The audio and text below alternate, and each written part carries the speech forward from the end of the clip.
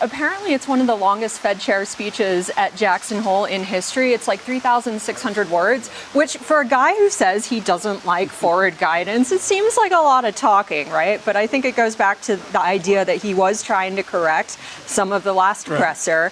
And the fact that he did explicitly mention that the Fed cares about PCE is probably what the market was looking for. That said, I think the more people kind of digest this, the more uncertainty they're still going to see around the reaction function. And the key thing for me was when Warsh was talking about he has to see inflation at sufficient speed.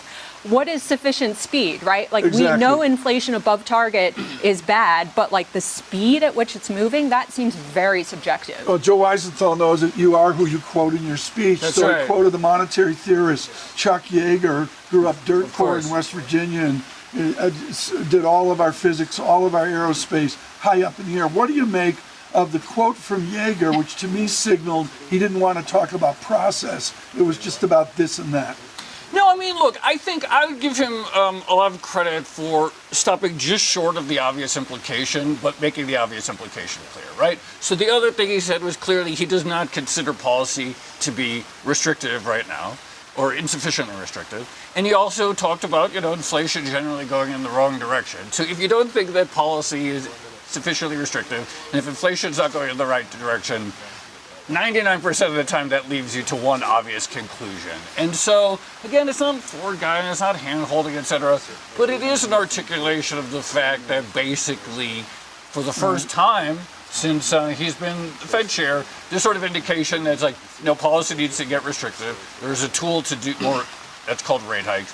Hence, we see the move at the 2-year that would be inferred. I mean, Odd Lots is way too hip, and they're so au courant for me. You people are in Los Angeles here in a number of days a week. Tracy, Alloway, when we talk about productivity, innovation, that's what the papers are about, right? Stablecoin. We're talking about the use of the dollar in stablecoin. A lot of people don't believe any of it. Kate Moore's here believing in productivity. With all the interviews you do you believe in productivity?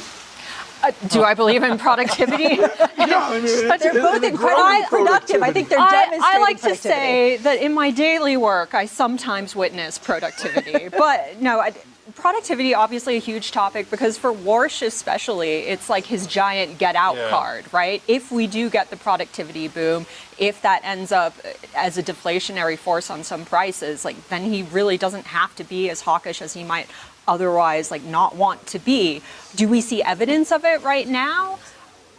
Not yet, right? Like in the numbers that we're looking at, I don't think we've seen the big productivity boom. It's this kind of thing that's always coming down the road, but we talk a lot about it, but we have yet to see it in the actual numbers. For example, you could imagine that we could cover a Jackson Hole speech from our computers at home in Bloomberg and save all kinds of, time and effort, etc. There could be an imagination. So what are you doing? What are you doing? I mean, the truth is, not only do we enjoy the environment, but it's also wonderful to get the tangible sort of discussions and you meet the a lot feeling and you meet the a lot air. of people. What are you doing? No, absolutely. I unironically get there's a tremendous amount of value from the people we get to meet and talk to at one location.